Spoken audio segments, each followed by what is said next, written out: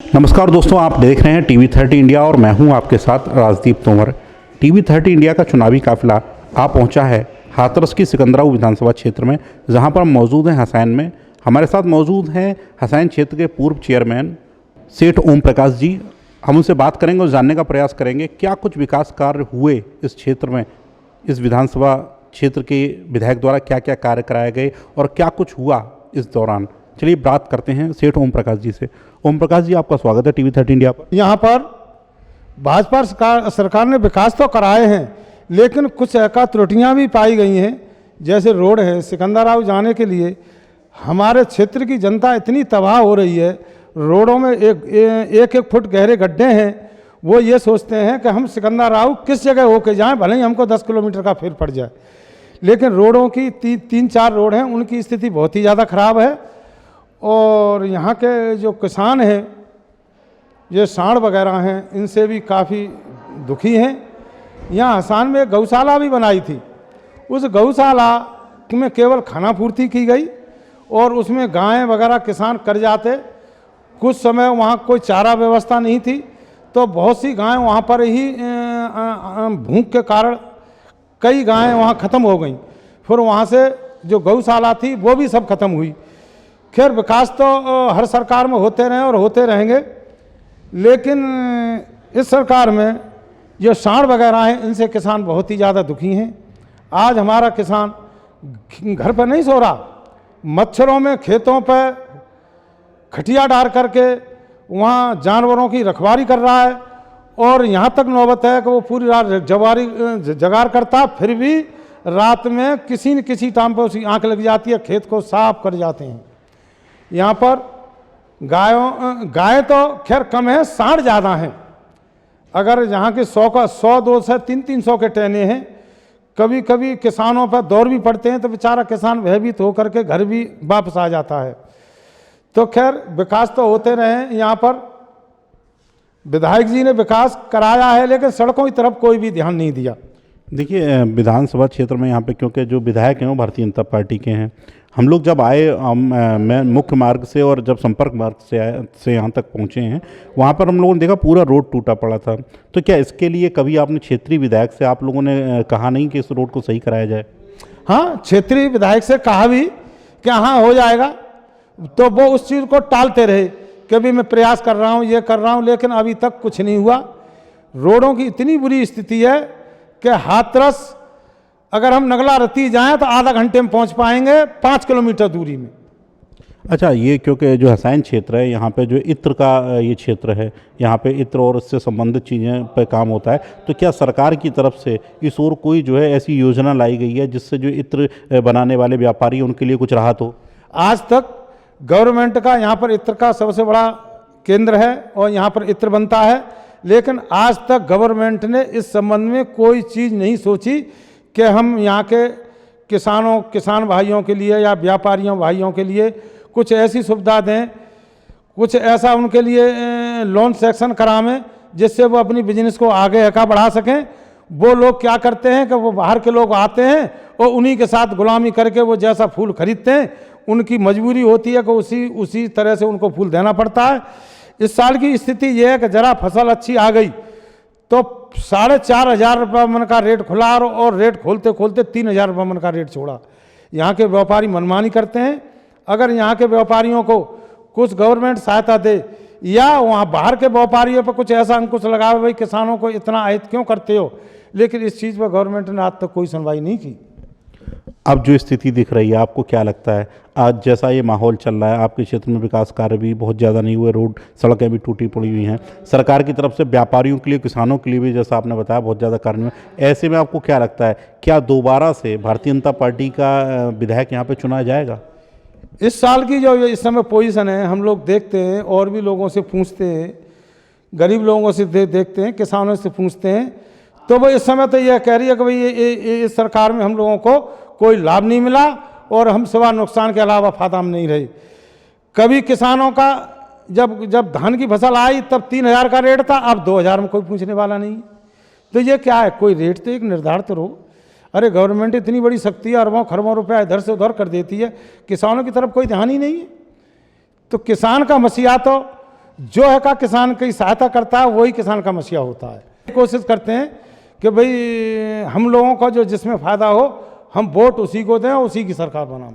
अच्छा, जैसे कि अभी किसान आंदोलन बहुत लंबे समय से चल रहा है और बहुत सारे किसान जो है आंदोलन में बैठे हुए हैं, और जो सरकार है वो ये कहती है जो लोग आंदोलन में बैठे हैं वो किसान नहीं हैं, वो आड़ती हैं, किसानों को तो कोई दिक्कत ही नहीं है, जो कृषि कानून लाया गया है उससे किसानों को कोई दिक्कत नहीं है, सरकार कहती है। तो क्या वाकई में जो कृषि कानून लागू किया जा रहा है क्या उससे सरकार किसानों को कोई दिक्कत है? हाँ, किसानों को दिक्कत है भाई। जो हक किसानों को जो हक हैं उनको गवर्नमेंट छीन करके उसको अपने हक में लाना चाह रही है। भाई किसान एक ऐसा मजदूर है, वो इतना गरीब किसान है कि सब लोगों को मेहनत करके पैदा करता है और पूरे देश को खिलाता है। आज उसकी सुनवाई नहीं हो रही, वो केवल किसान अपने हक के लिए लड़ रहे हैं। वो उसके लिए थोड़ी लड़ रहे हैं कि साहब मंडी या तो मंडी समिति में धान लिया जाए तो दिया जाए, लेवी पर धान जब लेवी आती है तब किसान लोग गेहूँ ले जा करके पहुँचते हैं, वहाँ पर 4-4 दिन 6-6 दिन किसान पड़ा हुआ, उसकी कोई सुनवाई नहीं हो रही। रेट बेशक दे रहा, उन्होंने 10,000 कुंटल खरीद रहा है तो मैं 1,000 कुंटल में ही, और वो भी किसान को उस समय लूट होती है। अब आपको क्या लगता है कौन सी ऐसी सरकार है जिसको जनता चुनेगी, किसान चुनेंगे, व्यापारी चुनेंगे? क्योंकि उत्तर प्रदेश में अब चुनाव आने वाले हैं, आपके क्षेत्र में भी लोग जो है अपना रुझान आना चालू हो गए होंगे, लोगों का चर्चाएं होनी चालू हो गई होंगी, तो आपको लगता है कौन सी सरकार है जो अब लोग जिसको चुनेंगे? देखो, जो आदमी जिस उसमें रहता है उसको वही याद आती है, लेकिन यहाँ तो जनता का रुझान सपा सरकार को ज़्यादा जा रहा है। सपा सरकार से? अच्छा, आपको क्या लगता है, सपा सरकार से बहुत सारे प्रत्याशी हैं जो टिकट मांग रहे हैं, लेकिन आपको क्या लगता है कौन सा ऐसा प्रत्याशी है जो सबसे उपयुक्त रहेगा इस क्षेत्र के लिए, सपा सरकार अगर सपा टिकट देती है? इस का सरकार में अगर किसी बघेल समाज को टिकट दी जाती है तो यहाँ का 101% विधायक होगा। पहले यहाँ से बघेल समाज से बसपा के प्रत्याशी बनी सिंह बघेल भी लड़े थे। जी हाँ, वो का 2nd नंबर पर रहे थे, लेकिन उनको इस समय जो 2-3 ग्रुप का वोट मिल रहा है वो का प्लस वोट है। जैसे यादव समाज है, मुसलमान हैं, कुछ और भी व्यक्तिगत हैं। इस बार का रुझान है बसपा सरकार डाउन जा रही है। जाटव समाज का 50% वोट सपा को की तरफ जा रहा है, ऐसा मैंने सुना है। लोगों से बातचीत भी की, उन्होंने कहा कि भाई हम लोग तो केवल सपा के साथ रहेंगे, पहले भी हमारा गठबंधन हो गया है और अब हम वोट देने में हमको कोई दिक्कत नहीं। कुल मिला के आपको लगता है कि अगर समाजवादी पार्टी यहाँ पे किसी बघेल समाज के व्यक्ति को टिकट देती है तो यहाँ से सीट निकलना पक्का हो जाएगा? हाँ, पक्का हो जाएगा, क्योंकि उनके पास 50,000 वोट उनका निजी है और बघेल समाज एक ऐसा वोट है कि जहाँ उनका प्रत्याशी खड़ा होता है एक मुश्त वोट वहीं डाल देता है। अच्छा, आप अगर क्योंकि आप यहाँ पे इस क्षेत्र से जुड़े रहे हैं, आपको बहुत अनुभव रहा है यहाँ क्षेत्र का, बहुत यहाँ की जो समस्याएं हैं वो भी आपकी जानकारी में है। अगर मान लीजिए अगला जो विधायक बनता है तो आपको क्या लगता है कौन से ऐसे वो 4 या 5 कार्य होंगे जो आपके क्षेत्र में सबसे ज़्यादा जिनकी आवश्यकता है, जो भी विधायक बने उसे करने जरूरी हैं? सबसे पहले सड़क से इतने लोग परेशान हैं, मैं खुद इतनी परेशान हूँ। मेरा CBSE स्कूल है और गाड़ियों में जब चालू हुई हैं, जब जिस रोड से जाती हैं 1 हफ्ता नहीं लगता तो उसके पटा टूट जाते हैं, बहुत से नुकसान हो जाते हैं। रोड से हम इतने दुखी हैं कि हमने अपनी स्कूल को बंद करने के कगार पे हैं कि काला इसका खर्चा झेलें। रोडों की ये स्थिति हो गई है। और आप नहीं माने तो इसकी सर्वे करा लें, अगर हम झूठ बोल रहे हैं तो। किसी भी स्थान से, जलेसर से लेकर घूमते हुए और हाथरस तक, इस बीच में आने वाली सड़क कौन सी सही है? आप मोहो और वो जलेसर रोड टू हाथरस वाली रोड पे आप चले जाओ तो एक फुट गहरे गड्ढे हैं। 8 दिन पहले मैं गया था तो राम राम करके मुझे हाथरस जंक्शन पकड़ा मैंने। तो रोडों की स्थिति ऐसी थोड़ी होनी चाहिए जो अब इस समय है। अच्छा, एक चीज़ तो होगी रोड के अलावा और कौन सी ऐसी चीज़ें जो आपको लगता है अगर सही विधायक चुना जाए तो उस तरफ काम होगा? देखो, मेन चीज़ रोड होती हैं, किसानों के लिए सहायता होती है। आज जो किसान है का खेत पर अपनी झोंपड़ी डाले हुए, चलो अच्छी बात है, गौशाला ये बच जाए, हमारी माता हैं वो हैं, इनके साथ उनकी सुरक्षा भी तो होनी चाहिए। हम भी हिंदू हैं और हिंदुत्व को रखते हैं, लेकिन ऐसा भी नहीं है कि हमारा घर परिवार सब खेतों पर पड़ा हुआ है, घर पर कुछ नहीं है और वो खेती आरियों को रखा रहे हैं, ये भी तो गलत पड़ता है। अरे हम कह रहे हैं गऊ ये कटान बिल्कुल बंद हो, लेकिन उसकी सुरक्षा गवर्नमेंट अरबों खरबों रुपया पुलों में लगाती है, उसमें लगाती है, क्या इन गायों की व्यवस्था नहीं कर सकती है? अरे जगह जगह उसके केंद्र बना दिए जाएं।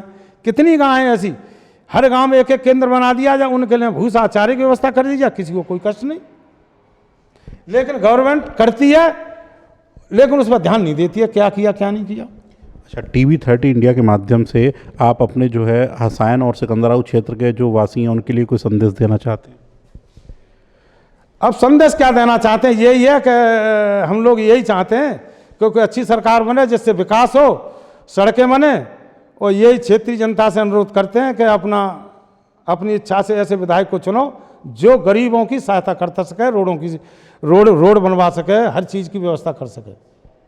बहुत बहुत धन्यवाद, आपने बहुत महत्वपूर्ण बातें सेठ ओम प्रकाश जी आपने हमारे दर्शकों के लिए बताई। हमारे साथ मौजूद थे पूर्व चेयरमैन सेठ ओम प्रकाश यादव जी, जिन्होंने महत्वपूर्ण बातें बताई इस विधानसभा से जुड़ी, और ये भी बताया कि यदि समाजवादी पार्टी किसी बघेल समाज के व्यक्ति को टिकट देती है तो निश्चित तौर पर उसकी जीत तय होगी।